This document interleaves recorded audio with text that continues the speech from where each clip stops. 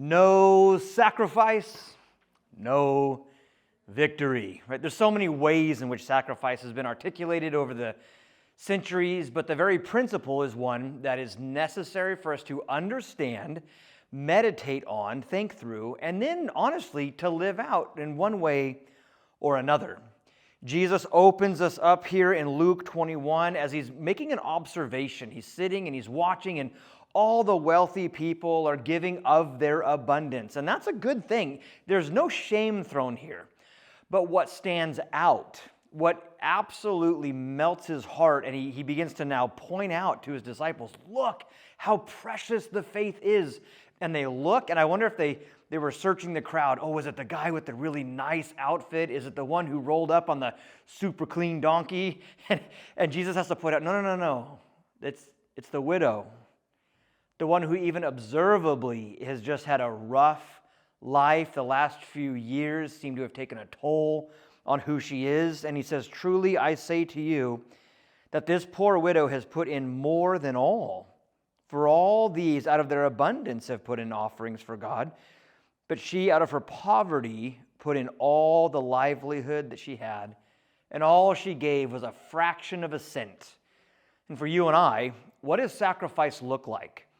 There's a challenging statement made a long time ago that you'll know who your God is because that God you have is what you will not sacrifice, but you'll sacrifice other things for.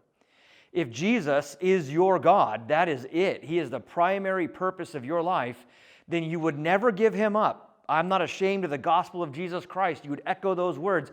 But other things, you'd sacrifice for him. You'd give up time. You'd use your talents.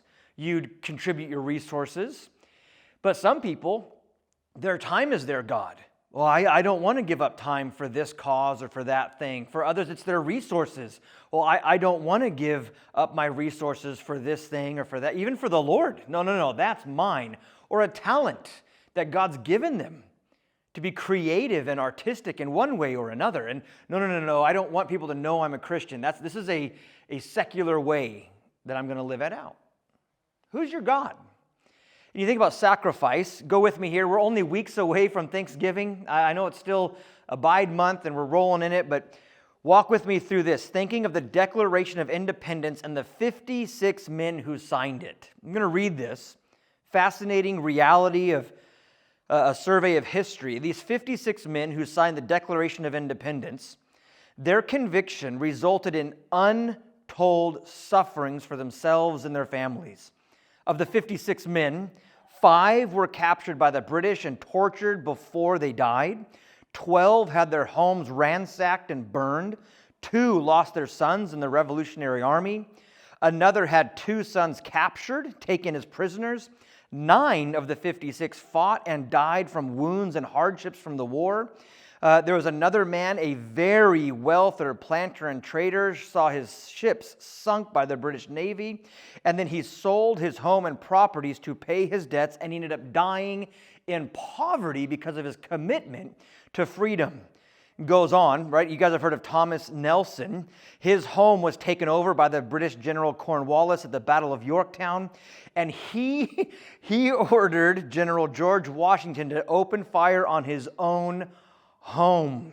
And the home was destroyed. Nelson ended up dying. I know a hero. No. In his lifetime, ordering an open fire on his own home, he didn't recover any of that. He died eventually bankrupt and broke, but gave all for the freedom of our nation. John Hart was driven from his wife's bedside in a major attack. His 13 children fled for their lives. His fields and lumber mill were destroyed.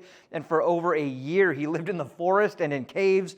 When he gets back, his wife had passed away and all of his children were never found.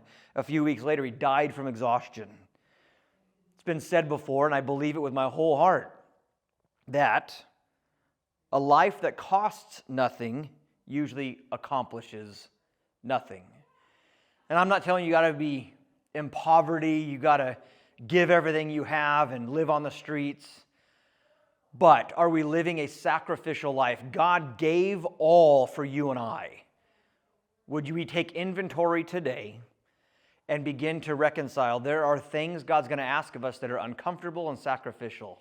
May we give them not begrudgingly, but joyfully for the greater cause of the kingdom, not keeping them for our own purposes.